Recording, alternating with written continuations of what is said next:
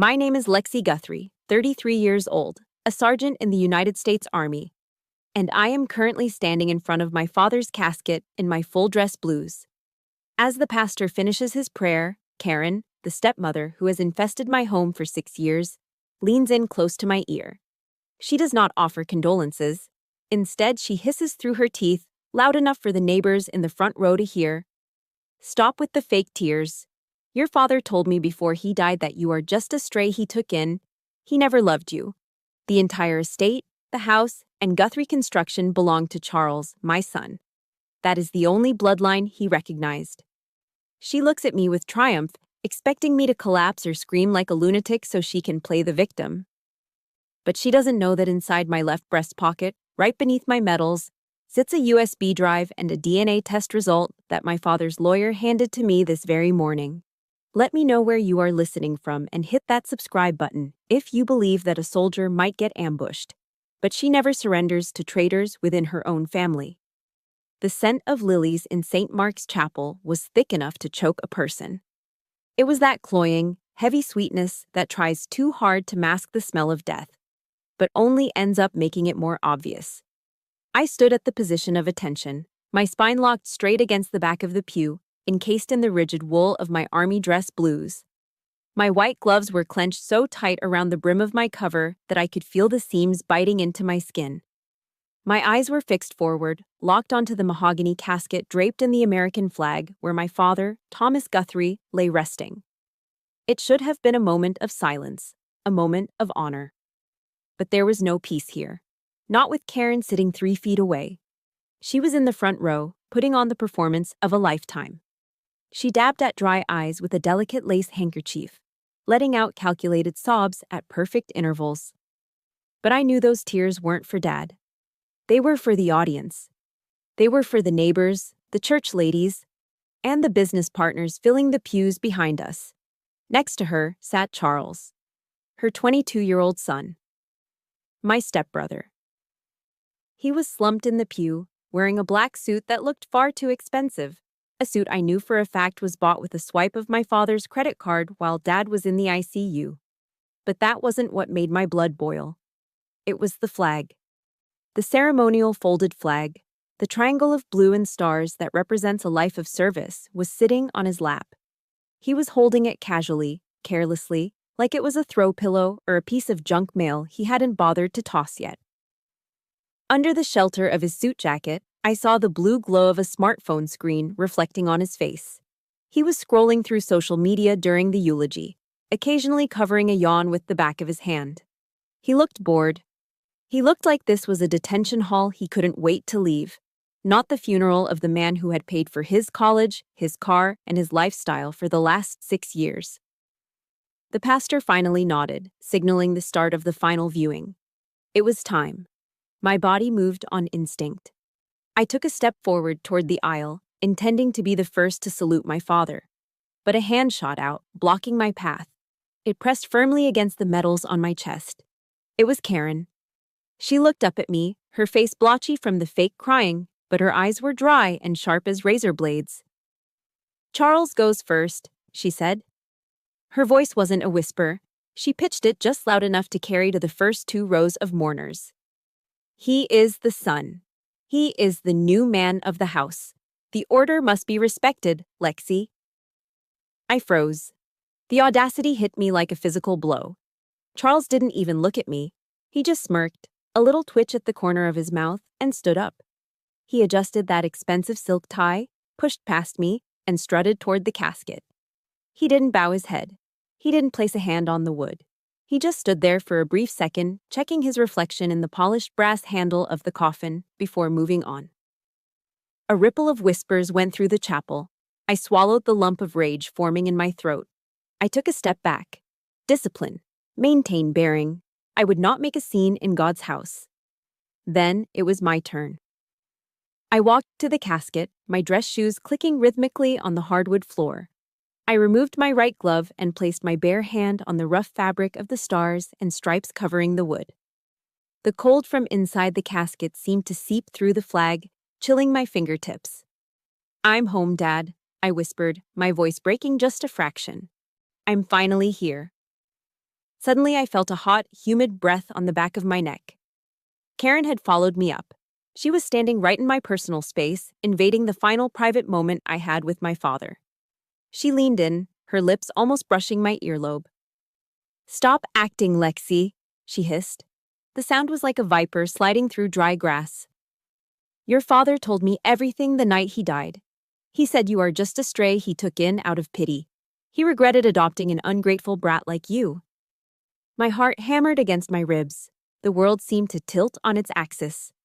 "He never loved you," she continued, twisting the knife. "Everything, the money, the company, the house, it all goes to Charles. That is the only bloodline he recognized. You get nothing. You are nobody. You are just an outsider." She pulled back abruptly and let out a wailing sob, loud and theatrical, throwing her arms out as she turned to the congregation. "Oh, Lexi," she cried out, her voice trembling with mock sympathy. "I know you are hurting because you aren't his real blood. But please, don't blame your father for his choices." The silence in the chapel was shattered.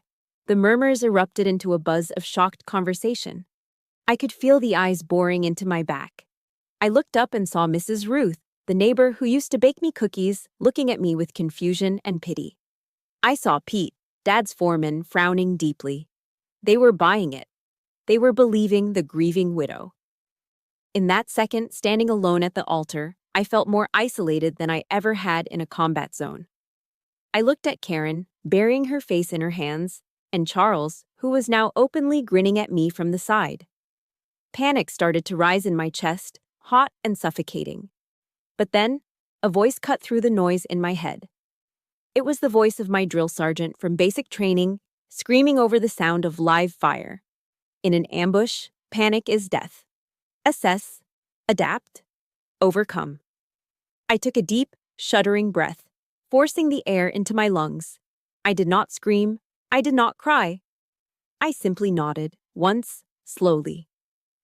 I reached up and tapped my left breast pocket, feeling the hard outline of the USB drive and the crisp edge of the envelope hidden there.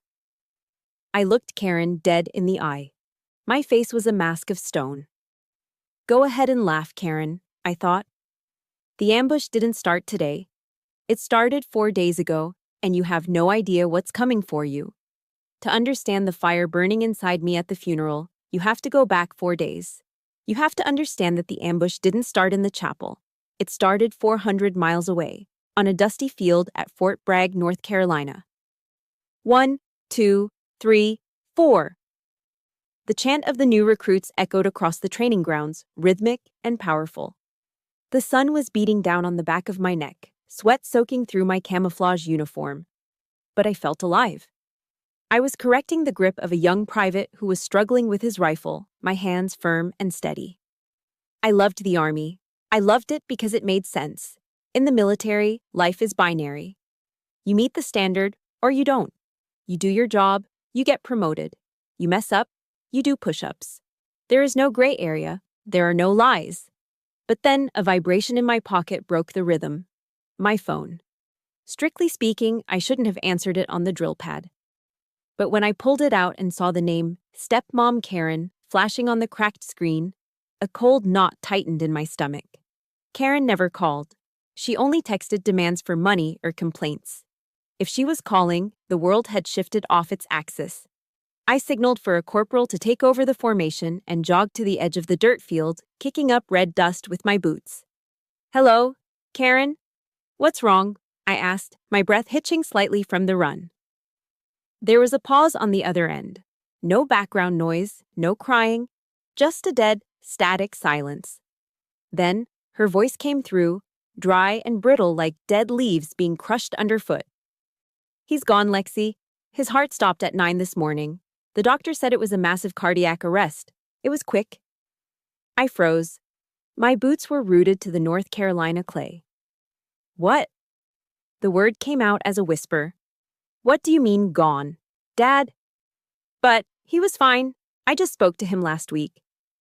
"Well, old people die, Lexi," Karen cut in, her tone incredibly bored, as if she were reporting a broken washing machine or a leak in the roof. "It happens." My knees gave out. I didn't decide to kneel. My legs simply refused to hold the weight of my body anymore. I hit the dirt, one hand bracing myself, the other gripping the phone so hard the plastic creaked. "No," I gasped, air struggling to enter my lungs. "No, that's not right. Where is he? I need to talk to the doctor. I'm coming home. I'll request emergency leave right now. I can catch a flight out of Fayetteville tonight." "Don't bother," Karen said instantly. The boredom in her voice was replaced by a sharp, guarding tone. "Plane tickets are expensive, Lexi. Last-minute fares are hundreds of dollars. Don't waste the money." "Waste the money?" I shouted, causing a few recruits 50 yards away to turn their heads. "He is my father, Karen. I want to see him." "He is dead, Lexi. You seeing him won't change that," she sighed, a long dramatic exhale of annoyance. "Just send the money you would have spent on the ticket to me. Funerals are expensive, you know. I have to take care of everything. Charles is in shock, the poor boy. I have to focus on the living." "I am coming home," I growled, tears finally spilling over, cutting tracks through the dust on my face. "Do what you want," she snapped. "But don't expect a welcome party. I'm having him cremated immediately. There won't be a viewing." Click. The dial tone buzzed in my ear. It sounded like a hammer striking a nail, over and over again. Tut! Tut! Tut! She had hung up on me. She hadn't used the Red Cross message system, which is the proper, dignified way a soldier is supposed to be notified of a death in the family. That would have involved a chaplain, a private room, and respect. No. She had called me directly to control the narrative, to shock me, and to tell me to send cash instead of my presence. I screamed. It was a raw, guttural sound that ripped out of my throat, slamming my phone into the red dirt. Hours later, I was sitting on a Delta Airlines flight, staring out into the pitch-black sky. The cabin was dark, filled with the soft snoring of strangers and the hum of the engines. My forehead rested against the cold plastic of the window, chilling my skin, but it couldn't cool the burning shame in my chest. I unlocked my phone and opened my call log. My thumb hovered over the entry from 3 days ago. "Dad, missed call." I remembered that moment vividly. I had been in a briefing. I saw his name pop up. I hit decline and sent a quick text. "Busy right now. Call you later. Love you, Dad." I never called later. I got busy. I got tired. I thought I had time. I thought he would always be there, sitting in his recliner, waiting for me to check in. That text message was the last thing I ever said to him. Busy right now. The regret tasted like bile in the back of my throat. Les Brown once said the graveyard is the richest place on earth because it is filled with words that were never said. Now, my father was in that graveyard, and I was up here at 30,000 feet, holding a phone full of silence. If you have ever lost someone and would give anything to go back and answer that one missed call, please hit the like button and comment, "Family first," below. Let's remind each other what truly matters before it's too late. I closed my eyes, letting a single tear slide down my nose. I prayed to a God I wasn't sure was listening. "I'm sorry, Dad. I'm so sorry I wasn't there. But I promise you this, I'm going home now. And I am not going there to mourn quietly. I'm going there to fight for you." By the time the taxi dropped me off at the house the next morning, the sun was just coming up. I stood on the sidewalk, my duffel bag heavy on my shoulder. The house looked the same, yet completely alien. The blinds were drawn tight.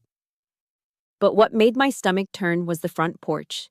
The American flag that Dad flew every single day of his life had been taken down. The pole was empty. And right next to the front steps, stabbed into the lawn that Dad used to mow with such pride, was a sign. "For sale." I gripped the handle of my bag. My sadness was evaporating, replaced by a cold, hard resolve. I wasn't just walking into a house of mourning. I was walking into occupied territory. I dragged my heavy duffel bag up the concrete steps of the front porch, the wheels rumbling like distant thunder. My eyes were still burning from the sight of that "for sale" sign staked into the lawn. Dad hadn't even been buried yet, and they were already liquidating his life. It felt less like a real estate transaction and more like a vulture picking a carcass clean. I unlocked the front door and pushed it open. Immediately, I was assaulted. For 30 years, this house had smelled of cedar wood, sawdust, and the faint, comforting scent of Old Spice. That was the smell of Thomas Guthrie. But today, that scent was gone. In its place was a suffocating cloud of stale cigarette smoke and cheap floral department store perfume. It was the smell of Karen. I stepped into the living room and stopped dead. The space was unrecognizable. Furniture had been rearranged, shoved against walls to make room for boxes. But what made my stomach turn was Dad's chair. It was an old leather lazy-boy recliner, worn smooth in the spots where his elbows had rested every Sunday afternoon while watching football. That chair was his throne. No one else was allowed to sit in it. Now, it was buried under a mountain of glossy shopping bags. Nordstrom, Macy's, Best Buy. The bags were overflowing with shoe boxes and designer clothes. Karen and Charles hadn't just wasted time. They had started spending the insurance money before the ink on the death certificate was even dry. I turned away, unable to look at it anymore, and headed straight for the back of the house. I needed to breathe. I needed to be somewhere that still felt like him. I headed for the garage. Dad didn't call it a garage, he called it the workshop. To everyone else, it was just a place to park a car. But to Thomas Guthrie, it was a sanctuary. It was his man cave, but not the kind with a bar and a pool table. It was a cathedral of labor. This was where he built the cabinets for the local orphanage. This was where he taught me how to sand wood until it felt like silk.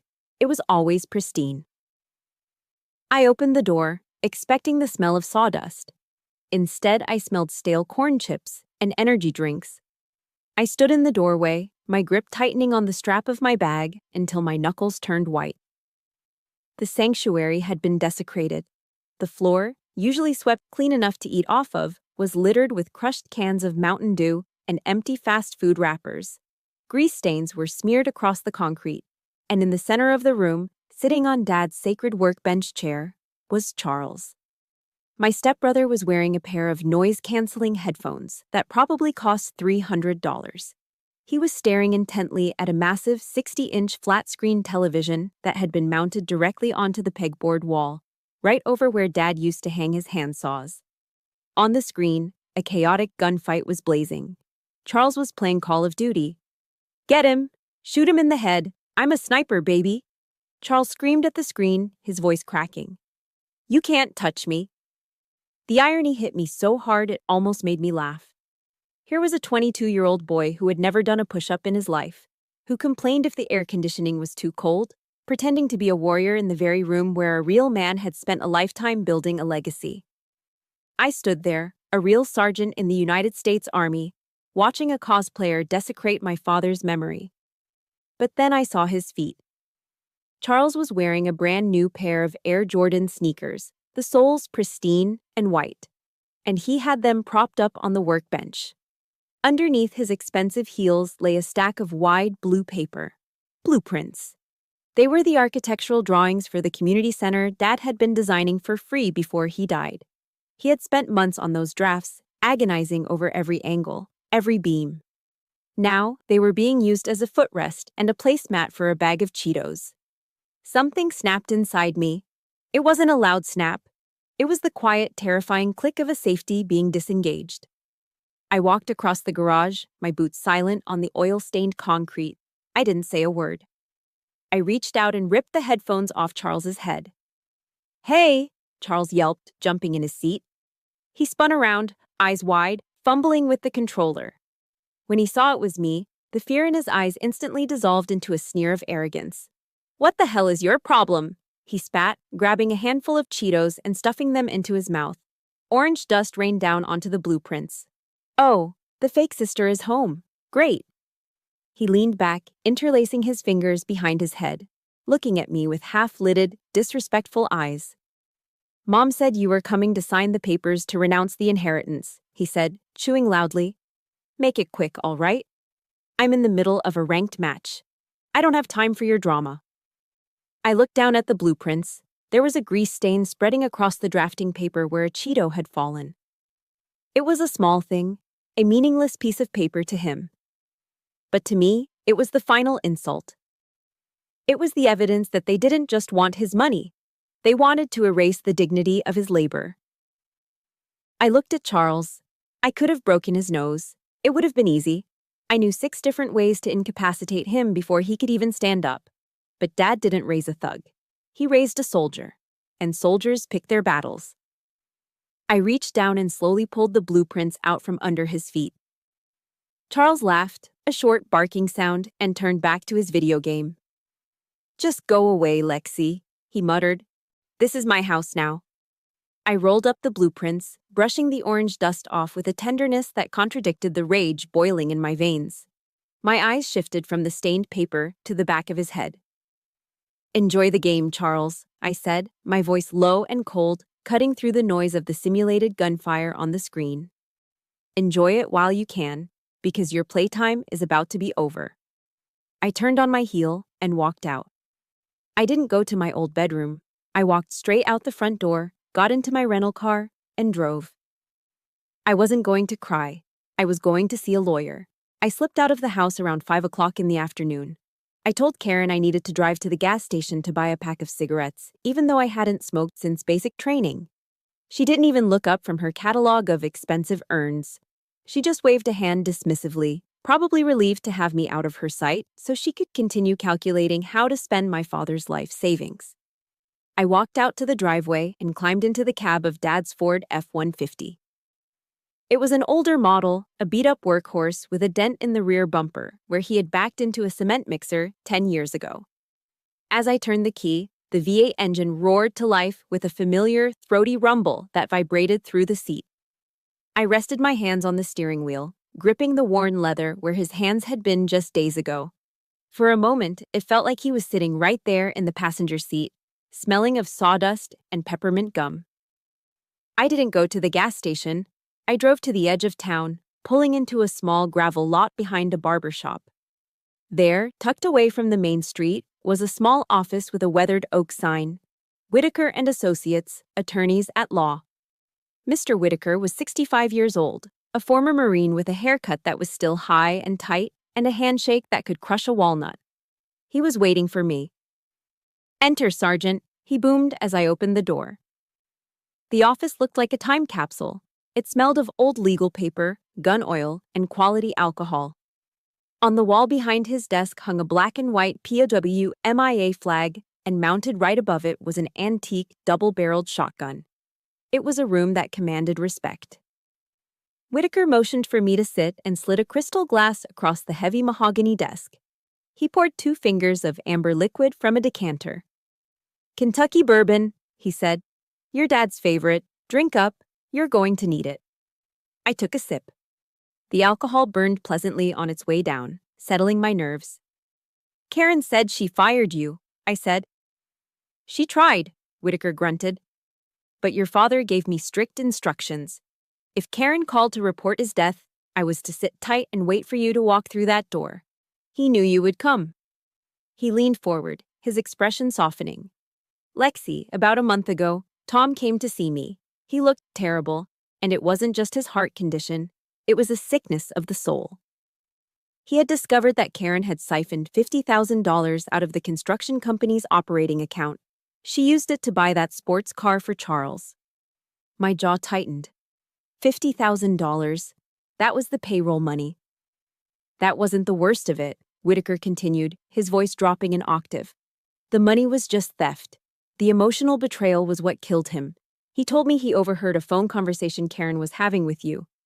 I frowned, confused. "Me? I haven't spoken to her in months until she called to tell me he died." "Exactly," Whitaker nodded grimly. "She was faking it, or she was talking to an accomplice. But she made sure Tom heard her side of the call. She told him that you were on the line, laughing at him. She told him that you called him a washed-up hick bricklayer and that you were ashamed of your blue-collar upbringing. She told him you wished he would just hurry up and die so you could sell the land." I felt the blood drain from my face. She told him that? And he believed her. He was devastated, Lexi. He sat right in that chair where you are sitting, and he wept. He cried because he thought his little girl hated him. I slammed the glass down on the desk, cracking the coaster. "I will kill her," I whispered. "I will absolutely kill her." Hold your fire, Sergeant, Whitaker said sharply. A small, cold smile touched his lips. Your father was a builder. He knew that before you tear a wall down, you have to check the foundation. He didn't just sit there and cry. He got angry. And then, he got busy. Whitaker stood up and walked over to a black steel safe in the corner of the room. He spun the dial. Left, right, left, and the heavy door swung open with a metallic clank. Tom hired a private investigator the very next day, Whitaker explained, reaching into the safe. He had listening devices installed in the living room and the kitchen. He recorded everything for the last 3 weeks, every conversation between Karen and her boyfriend, every plot she made with Charles. He pulled out a thick manila envelope sealed with red wax. And he did one more thing, Whitaker said, placing the envelope in front of me. He managed to get a hair sample from Charles's hairbrush and a sample from his own. He sent them to a private lab. He wanted to be absolutely sure that the legacy of the Guthrie name did not fall into the hands of a stranger. He pushed the envelope across the desk. This is his final order, Lexi. I reached out and took the package. It felt heavy. Not heavy in weight, but heavy with the honor of a man who refused to be played for a fool. I broke the seal and tipped the contents into my hand. Out slid a silver USB drive and a stack of legal documents. Tomorrow is the funeral, I said, my voice steady now. She is going to put on a show. Whitaker stood up and buttoned his suit jacket. Then we will turn that chapel into a courtroom. I will be there as the executor of the will. Your mission is to maintain your bearing until an hour. Do not let her provoke you into firing early. We wait until the enemy is fully exposed. I stood up and saluted him. It wasn't a formal military salute, but a gesture of deep respect from one warrior to another. Understood, sir. I took the USB drive and the folded documents and tucked them into the inside pocket of my jacket, directly over my heart.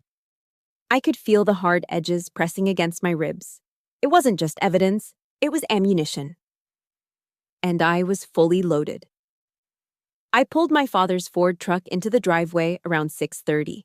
The house, which had been silent and empty just hours before, was now bursting with noise. Cars lined the street, blocking the mailboxes of neighbors who were undoubtedly peering through their blinds. It was time for the pre-funeral gathering, a tradition as old as the town itself. People called it a repast, or just paying respects, but tonight it felt more like a shark's feeding frenzy. I walked through the front door and was immediately hit by a wall of humidity and noise. The air smelled of fried chicken grease, heavy perfume, and brewing coffee. The living room was packed. Distant relatives I hadn't seen since I was 12 were balancing paper plates on their knees, while business partners of my father stood in tight circles, speaking in hushed tones about contracts and liquidity. On the dining room table, a white lace tablecloth had been spread out. It was groaning under the weight of the potluck spread. There were buckets of KFC original recipe, plastic bowls of potato salad turning yellow at the edges, and a massive glass baking dish of green bean casserole topped with those crispy French fried onions. A sweating pitcher of sweet tea sat in the center, acting as a beacon for the sticky-fingered children running underfoot. And in the center of it all was Karen. She was wearing a black dress that was just a size too tight and a hemline an inch too short for a grieving widow. Her makeup was flawless, her hair sprayed into a helmet of blonde curls. She moved through the room like a politician, accepting hugs, dabbing at dry eyes, and accepting casseroles with a tragic, brave smile. I retreated to the corner of the kitchen, grabbing a cold bottle of beer from the cooler. I leaned against the counter, feeling like a ghost in the home I grew up in. I touched the pocket of my jacket. The USB drive was still there, hard and cold. Hold your fire, Whitaker had said. Wait for the enemy to expose herself. It didn't take long. Poor Tom, Karen's voice rang out, piercing through the low murmur of the crowd. She was standing near the fireplace, holding court with a group of my father's oldest friends and a few elderly aunts. Those last few days were just heartbreaking. He kept staring at the phone, just waiting for Lexi to call. The room went quiet. I stiffened, my grip tightening on the beer bottle. But you know how it is, Karen sighed, looking over at me with an expression of pity that was so thick it was almost suffocating. She is busy with her army career, always chasing that next promotion. Tom understood, really. He knew the military was more important to her than family. She paused for effect, tilting her head. Bless her heart. The phrase hung in the air like a cloud of poison gas. In the South and the Midwest, bless her heart isn't a prayer. It is the polite way of calling someone selfish, stupid, or pathetic. A collective tisk rippled through the group of aunts. One of them, a woman named Martha who hadn't visited my dad once while he was sick, shook her head and looked at me with disdain. Imagine not coming home when your father is dying. Kids these days have no loyalty. I wanted to scream. I wanted to smash the beer bottle against the counter and play the recording of Karen laughing while my father cried. But I swallowed the rage. It tasted bitter, like bile and cheap lager. Karen wasn't done. She reached out and grabbed Charles by the arm, pulling him into the center of the circle. Thank God for Charles, she beamed, resting her head on his shoulder. My sweet boy was there every single day. He sat by Tom's bedside, feeding him soup, reading to him when his eyes got too tired. I almost choked on my drink. Charles? Feeding him soup? Charles had been in Florida on spring break with his girlfriend the entire week Dad was in the ICU. I knew it because I saw his Instagram stories. But the crowd ate it up. They looked at Charles, who was nodding with a humble, somber expression, like he was the second coming of a saint. Tom told me before he passed, Karen said, her voice dropping to a reverent whisper, that Charles is the only one he trusted to take over the company. He said Lexi is too rigid, too damaged by the war to handle the business. Charles is the future. The murmurs of agreement were like physical blows. They were rewriting history in real time, painting the parasite as the hero and the soldier as the villain. As the night wore on and the crowd began to thin out, I stayed in the kitchen, washing dishes just to have something to do with my hands. Charles sauntered in, rattling a glass full of ice. He walked past me to the freezer, grabbed a handful of ice cubes, and then leaned in close to my shoulder. He smelled of bourbon and arrogance. Hey sis, he whispered, a smirk playing on his lips. Mom wanted me to remind you about tomorrow. I didn't look at him. I kept scrubbing a plate. What about it? The funeral, he said, his voice dripping with condescension. Don't wear that uniform, that flashy blue suit with all the medals. It's tacky. Mom says you look like you're wearing a Halloween costume. Just wear a black dress like a normal person. We don't want you embarrassing the family. He clapped a hand on my shoulder, a patronizing pat, and walked away, chuckling to himself. I stood there, staring at the soapy water. The water had turned cold and gray. A Halloween costume. That was what they called the uniform I had bled in. That was what they called the symbol of the oath I took. I dried my hands on a towel, slowly, methodically. I walked to the guest room closet where my garment bag was hanging. I unzipped it. The gold buttons of my army dress blues glinted in the dim light. The stripes on the trousers were sharp enough to cut glass. Charles wanted me to wear a dress. He wanted me to be small, feminine, and grieving quietly in the background. I ran my fingers over the medals on the chest. No, I thought, I am not wearing a dress. Tomorrow, I am wearing my armor. And I am bringing the war to you. Back in the present moment, inside St. Mark's Chapel, the air was vibrating with the echo of Karen's whisper. You are just a stray. He never loved you. She pulled back, expecting me to crumble. She expected the daughter she remembered, the quiet girl who used to hide in her room to avoid conflict.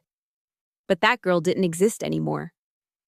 That girl had been forged in fire and tempered by the United States Army. Instead of crying, I stood up straighter. I reached up and adjusted the knot of my tie, my movements slow and deliberate. I looked down at her with a calmness that was terrifyingly absolute. That calmness broke her. Karen's face, usually a mask of composed, southern grace, twisted into something ugly. The veins in her neck bulged against her pearls. She realized her psychological ambush had failed, so she resorted to brute force. Are you deaf? Karen screeched, her voice cracking and echoing off the vaulted ceiling. I said get out. This is a private funeral for the Thompson family. You carry the name Guthrie, but you don't belong to this house anymore." She turned to Charles, pointing a manicured finger at me. "Get her out of here, Charles. Now." Charles stood up. He looked relieved to finally have something to do other than sit still. He puffed out his chest, trying to look imposing in his expensive suit. He was 6 feet tall, towering over me, but his stance was all wrong. He was soft. He had the sloppy center of gravity of someone whose only physical conflict was fighting with a game controller. He stepped into the aisle, blocking my path to the exit, but I wasn't trying to leave. "Mom said leave, Lexi," he sneered, loud enough for his girlfriend in the third row to hear. "Don't make me drag you out." I didn't move. I just stared at him. Frustrated by my lack of fear, Charles did the stupidest thing he could possibly do. He swung his arm out and shoved me hard in the shoulder. It was a clumsy, heavy-handed push. Caught off guard, I stumbled back 2 steps. My lower back slammed into the solid mahogany of my father's casket. Thud.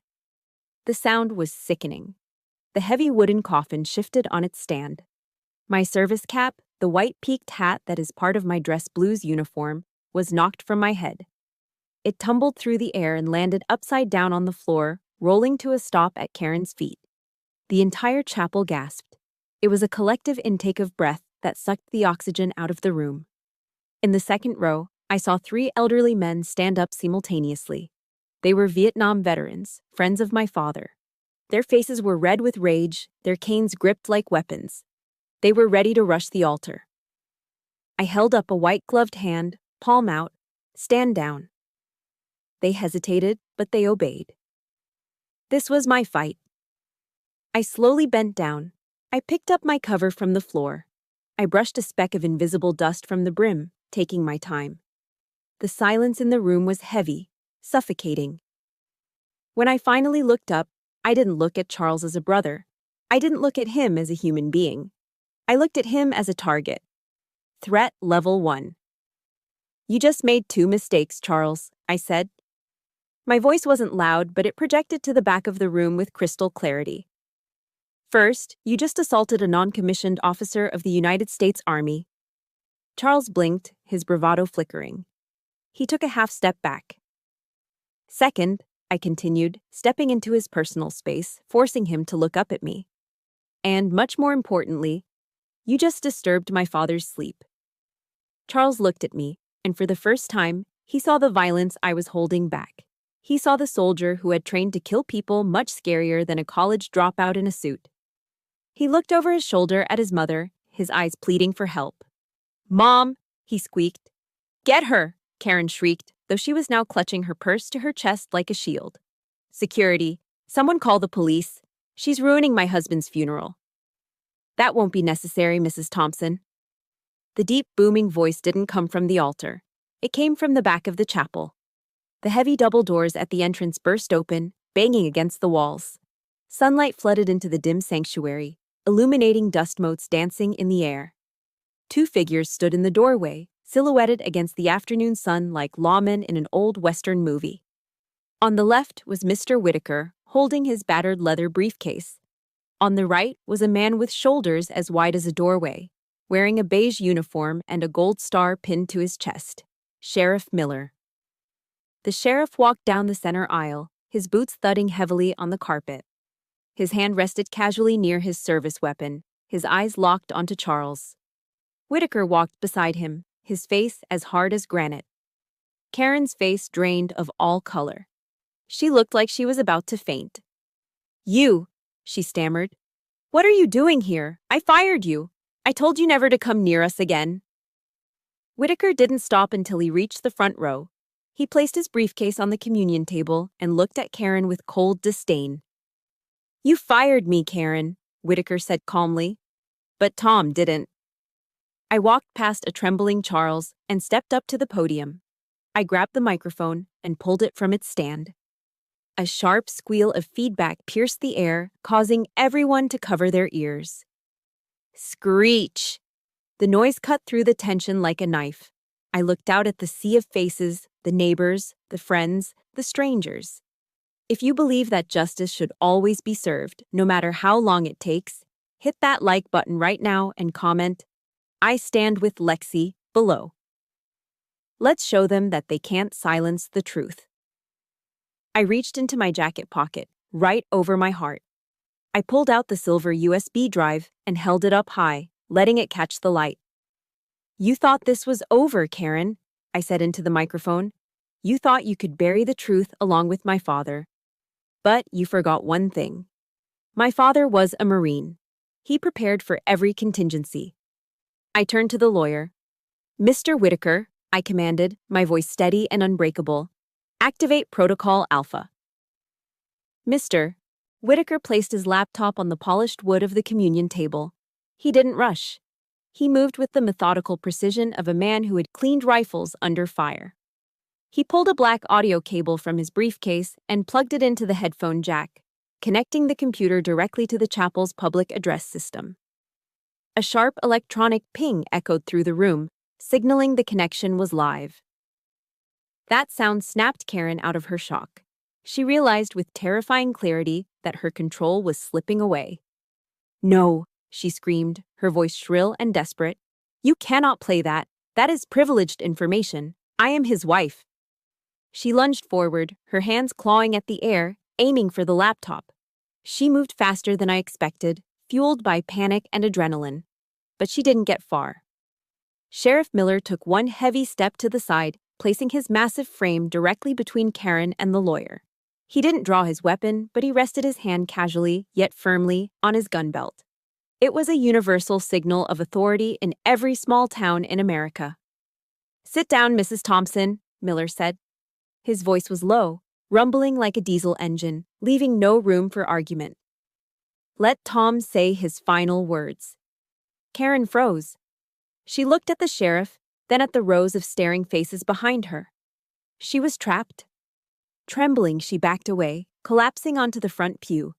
Her hands gripped the velvet cushion so hard I could hear the fabric tearing under her manicured nails. The chapel fell into a silence so deep it felt heavy. No one coughed. No one shifted in their seats. Even the air conditioning seemed to pause. Whitaker hit the spacebar. For a moment, there was only the sound of static hiss through the speakers.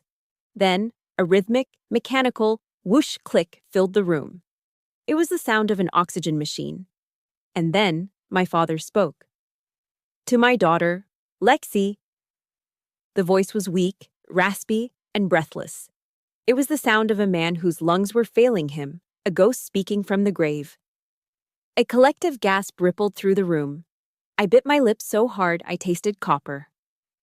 "Today is March 15th, Dad's voice continued, each word a struggle.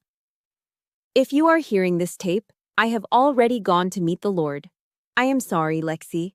I am so sorry. Your father, he is a coward." A sob broke from his throat on the recording, a raw, jagged sound of pure misery. Tears instantly blurred my vision. To hear my father, the strongest man I ever knew, call himself a coward was like a physical blow. "Karen told me you wouldn't come," he wheezed. "She said you were ashamed of me. She said you called me a washed-up hick bricklayer." I believed her, Lexi. I believed her because I was scared. I was scared of dying alone in this big house. In the recording, there was a shift. The sound of a door opening in the background. Dad must have hidden the recorder under his blankets. "Listen," Dad whispered urgently on the tape. "She is in the kitchen. Listen to this." Through the static, a new voice drifted in. It was distant, but unmistakable. It was Karen. And she wasn't crying. She was laughing. The sound of a cork popping from a wine bottle was crisp and clear. "Oh, stop worrying, Ray." Karen's voice floated through the speakers, light and flirtatious. She was talking to someone on the phone. "The old man is kicking the bucket any day now. Dr. Evans said his heart is functioning at 10%. Just a little more stress, and pop."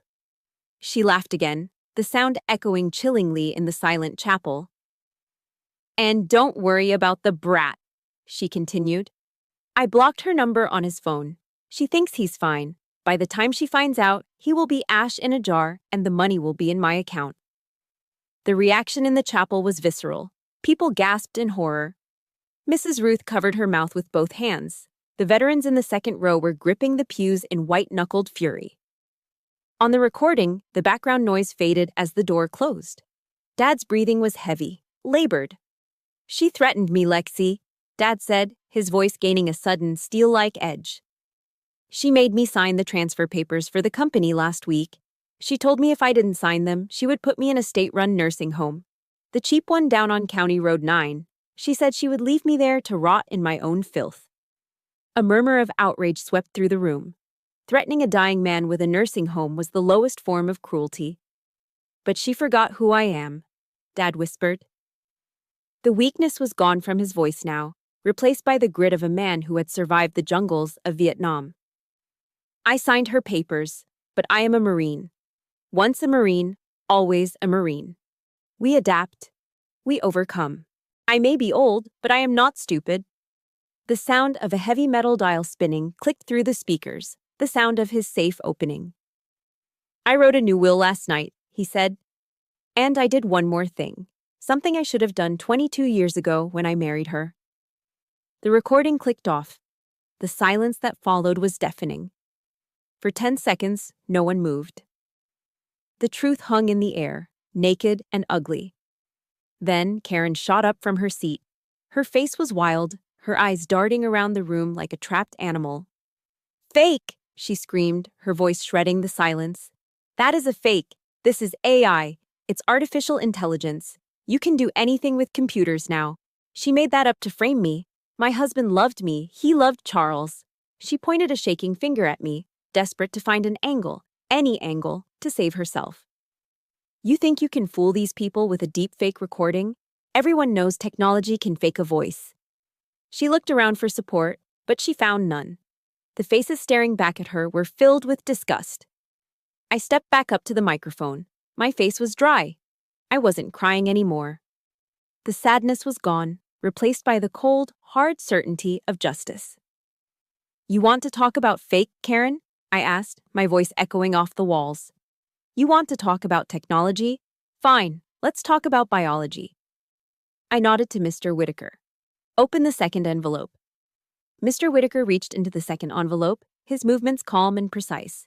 The sound of the thick paper sliding out seemed to echo like a gunshot in the silent chapel. He unfolded the document, smoothing it flat on the communion table.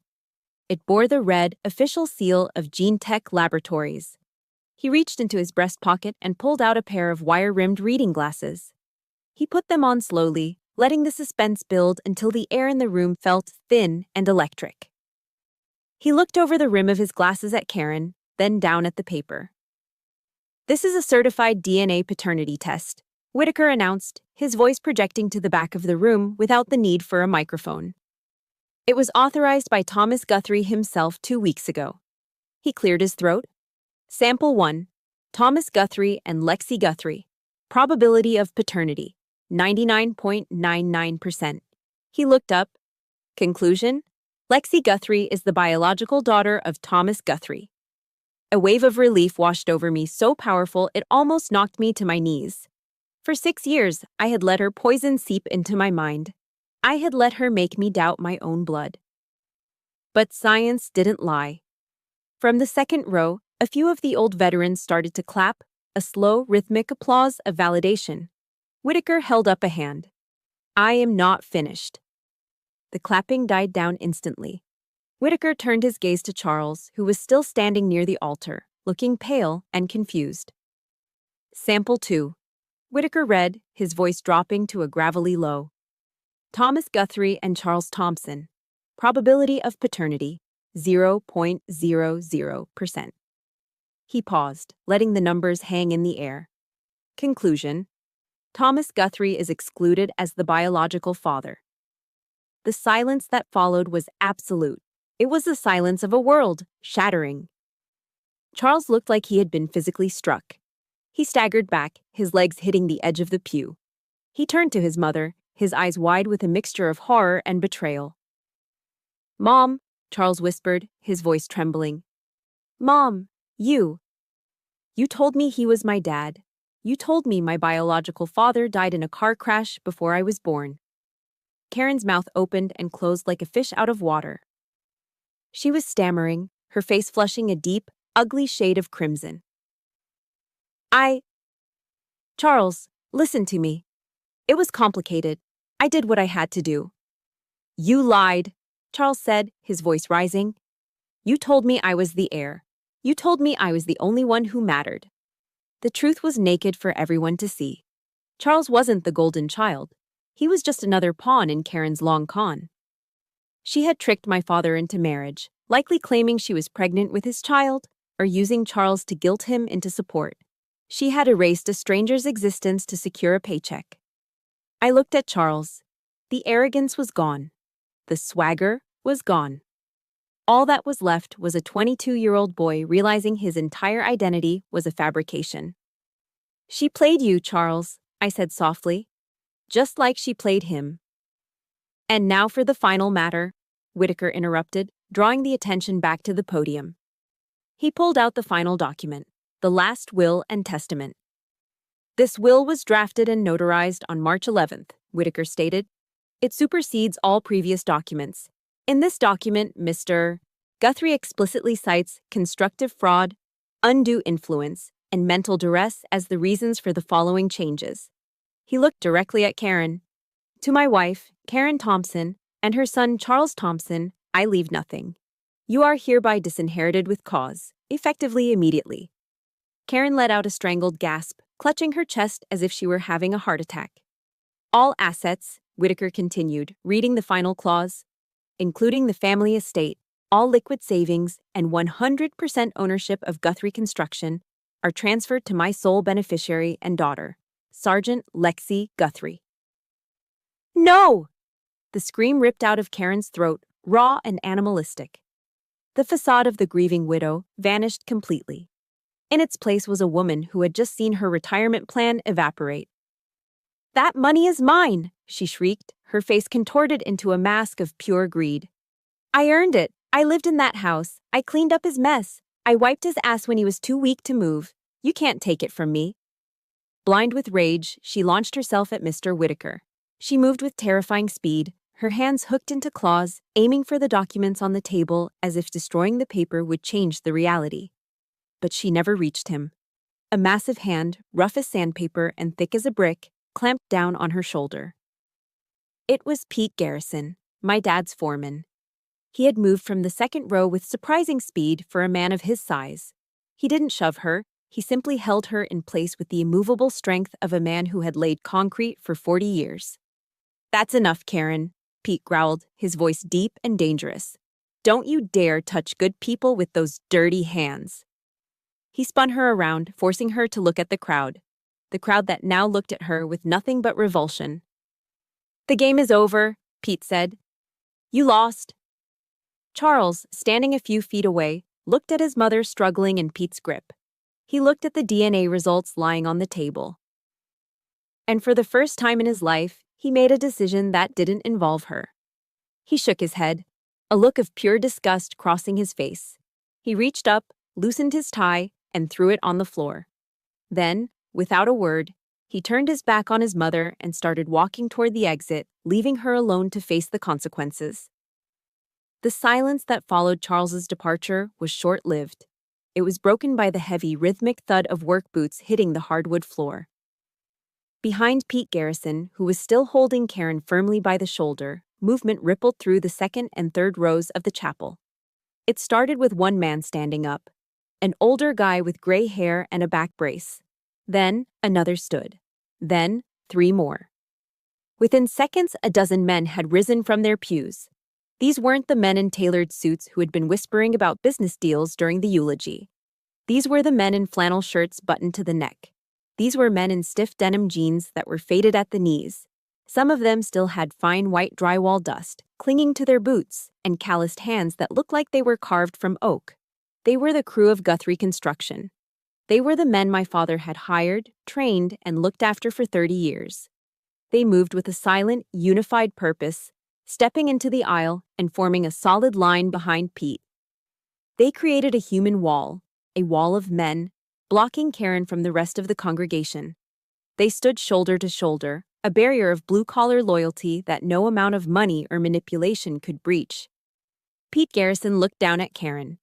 He released her shoulder, but he didn't step back. He simply pointed one thick, dust-stained finger toward the double doors at the back of the chapel.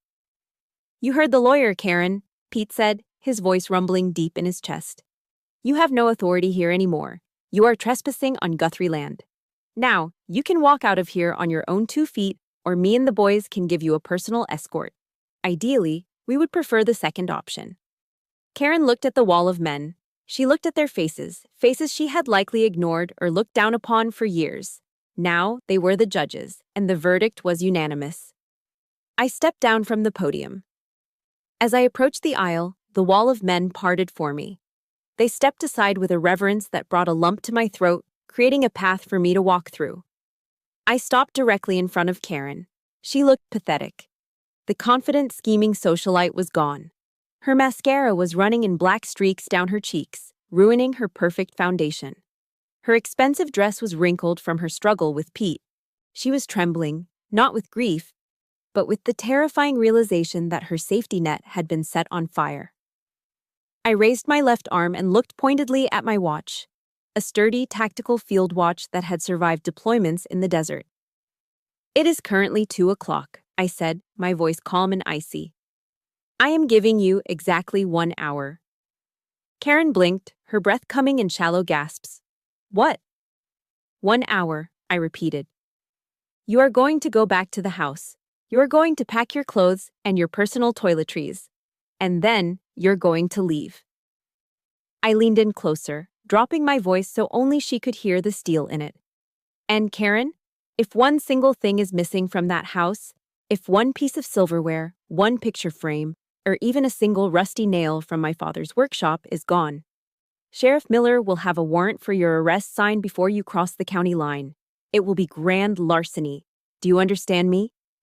Karen flinched as if I had slapped her. She looked frantically around the room, her eyes darting for a lifeline. Her gaze landed on the open doorway where Charles had just exited. "Charles!" she screamed, her voice cracking. "Charles, come back. Don't let them do this to me." To everyone's surprise, Charles stopped. He was lingering in the vestibule, his hand on the doorframe. He turned around slowly. Karen's face lit up with a flicker of desperate hope. "Charles, baby, fight them. Tell them that house belongs to you. We can sue them. We can fix this." Charles looked at his mother. He looked at the woman who had lied to him about his father, who had used him as a prop to secure a paycheck, who had turned him into a joke in front of the entire town. The look on his face wasn't love. It was pure, unadulterated disgust. He reached up to his neck and ripped off the black silk tie he was wearing, a tie she had probably picked out for him to make him look the part of the heir. He balled it up in his fist and threw it onto the floor. "You lied to me my whole life," Charles said, his voice hollow. "You made me think I was special. You made me a laughingstock." "Charles, please," Karen wailed, reaching out a hand. "Don't call me," he said, turning his back on her for the final time. "I'm done playing your game." He pushed the heavy doors open and walked out into the bright sunlight, leaving her completely alone. Karen stood there, isolated in the middle of the aisle. The congregation, emboldened by the truth, began to murmur. Then someone from the back shouted, "Go! Get out of here!" Another voice joined in, "Leave him in peace." The chants grew louder, a chorus of rejection. Karen stumbled backward, clutching her purse to her chest. She looked at the wall of men, at the sheriff who was watching her with crossed arms, and finally, at me. She saw no mercy in my eyes. She spun around on her heels and ran. It wasn't a graceful exit, it was a frantic, stumbling run. Her high heels clattered loudly against the wooden floor, a chaotic rhythm of panic. Click, clack, click, clack. It sounded like the frantic heartbeat of a trapped animal. She burst through the double doors, almost tripping over the threshold, and disappeared into the blinding light outside. The heavy doors swung shut behind her with a final, resonant boom. The sound echoed through the chapel and then faded. The tension that had gripped the room for the last hour evaporated, leaving behind a profound, heavy silence. But it wasn't the awkward silence of before. It was the silence of peace. It was the silence of a battlefield after the guns have finally stopped firing. The air conditioning hummed. A bird chirped outside the stained glass window. I turned my back on the doors. I walked slowly back up the aisle, past the nodding faces of the construction crew, past Mr. Whitaker, who was cleaning his glasses, and stopped in front of the casket. I placed my hand on the star-spangled field of the flag one last time. I could feel the warmth of the wood beneath the fabric. I closed my eyes and whispered the only words that mattered. "Mission accomplished, Dad. You can rest easy now." It has been 3 weeks since the doors of St. Mark's Chapel slammed shut behind Karen, and the silence that has settled over the house at 42 Maple Drive is no longer heavy or oppressive. It is the clean, crisp silence of a fresh start. I stood in the center of the living room, taking a deep breath. For the first time in 6 years, the air didn't catch in my throat. Immediately after the funeral, I hired a professional industrial cleaning crew. I told them to scrub every inch of the place. I wanted every trace of Karen, her cloying floral perfume, the stale reek of her menthol cigarettes, the bad energy she brought into these walls, eradicated. Now, the house smelled of lemon pledge, pine sol, and hard work. I walked over to the bay window and threw the sash open. The cool, damp air of an Ohio spring morning rushed in, carrying the scent of thawing earth and new grass. The for sale sign that had been stabbed into the front lawn was gone, pulled out by my own hands and tossed into the dumpster. I wasn't selling. This house was built on Thomas Guthrie's sweat and blood. It was his castle, and now it was my forward operating base. I picked up my coffee mug and headed toward the back of the house. There was one final room that needed my personal attention. I stepped into the workshop. The transformation was complete. The mountain of trash Charles had left behind, the sticky soda cans, the fast food wrappers, the orange dust of his snacks, had been bagged and banished. The 60-inch television was gone, the holes in the pegboard patched and painted. It looked like a sanctuary again. I ran my hand along the workbench. The wood was stained dark with oil and age, smooth as glass. I had spent the last 2 days reorganizing Dad's tools. Every socket wrench, every screwdriver, every drill bit was back in its designated spot, arranged by size and utility, just the way he liked it. It was a form of meditation, a way to have a conversation with him without saying a word. I knelt down to the bottom cabinet to retrieve a box of galvanized nails for a project I was starting. I pulled the drawer open, but it stuck slightly. I jiggled it, reached my hand into the dark recess at the back to see what was jamming the track, and my fingers brushed against something papery. It wasn't a jam. It was an envelope, taped securely to the underside of the drawer above. My heart skipped a beat. It was the oldest trick in the book, a classic Thomas Guthrie hiding spot. He used to hide birthday cash for me like this when I was a kid, turning a gift into a treasure hunt. I peeled the tape away carefully and pulled the small white envelope into the light. On the front, in his shaky block-letter handwriting, were the words, "For Lexi, to be opened when the guns are silent." I sat down right there on the concrete floor, ignoring the cold seeping through my jeans. My hands, which could assemble an M4 carbine in the dark without shaking, were trembling as I tore the flap open. Inside was a single sheet of yellow legal pad paper.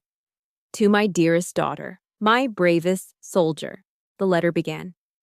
"If you are reading this, it means the war is over. It means you stood your ground, you held the line, and you reclaimed our home. I never had a doubt, Lexi, not for 1 second." I swallowed hard, a lump forming in my throat the size of a golf ball. "I am sorry I could not stand beside you in that final battle. I am sorry I was too weak to protect you from her lies while I was alive. I was a coward in my old age, Lexi. I let loneliness cloud my judgment. But you have always been the steel in my spine." A tear splashed onto the yellow paper, blurring the word, steel. "I know what she told you. I know she tried to make you feel like an outsider because we don't share the same DNA. But let me tell you something about biology, kiddo. Biology makes relatives. It is loyalty, love, and honor that make a family." I wiped my eyes with the back of my sleeve, chalking back a sob. "Look at your hands, Lexi. Those hands know how to hold a rifle to protect a nation. but they also know how to hold a hammer to build a home. You are a builder, just like me. That is my legacy. It isn't the money. It isn't the trucks. It's the work. It's the honor of building something that lasts. So dry your eyes, Sergeant. You have a company to run. Make me proud. Semper Fi, my daughter. Love, Dad. I sat there for a long time, just breathing, letting the words sink into my marrow. Semper Fi, always faithful. It was the Marine Corps motto, but for us, it was a promise. I wasn't the adopted kid anymore. I wasn't the outsider. I was his daughter. Slowly, I stood up. I took the letter and pinned it to the corkboard above the workbench, right next to his old, battered hard hat and the folded American flag. Then, I turned to the table. Lying there was a fresh piece of oak I had been carving earlier. Next to it was a pot of gold paint and a brush. I picked up the hammer. It felt heavy, balanced, and familiar in my grip. I walked out the side door of the garage to the driveway entrance where the old company sign hung. It read, Guthrie Construction. I took a deep breath of the morning air. The sun was cresting over the horizon now, painting the Ohio sky in shades of purple and gold. It was a new day. I climbed the ladder and removed the old board. In its place, I hung the new one I'd finished just last night. I drove the nails in with strong, sure strokes. Bang, bang, bang. The sound echoed through the neighborhood like a drumbeat of victory. I stepped back to admire the work. The fresh gold paint glinted in the sunrise. Guthrie and Daughter Construction, Est, 1990, Reborn, 2025. I smiled, resting the hammer against my leg. Karen was gone, the lies were buried. My name was Lexi Guthrie, and I had work to do. Looking back, the most painful lesson I learned wasn't about legal battles or DNA tests. It was realizing that sharing blood doesn't give someone a free pass to disrespect you. Too many of us are taught to keep the peace at the expense of our own mental health. But my father's final command taught me that true peace requires strong boundaries. You do not owe your loyalty to people who treat you like an option or an ATM. Real family isn't determined by a birth certificate. It is determined by who stands beside you when the storm hits. Never be afraid to prune your family tree if the roots are rotten. Your dignity is always worth fighting for. I know my story was intense, but I have a feeling I am not the only one who has had to face a Karen or a Charles in life. Have you ever had to stand your ground against a toxic family member to protect your legacy or your peace of mind? I want to hear your stories in the comments below. Let's create a safe space to support each other. If you enjoyed seeing justice served today, please hit that like button and subscribe to the channel. It helps us share more stories of resilience and truth. Thank you for listening, and remember, in the construction of your life, you are the architect. Build it strong.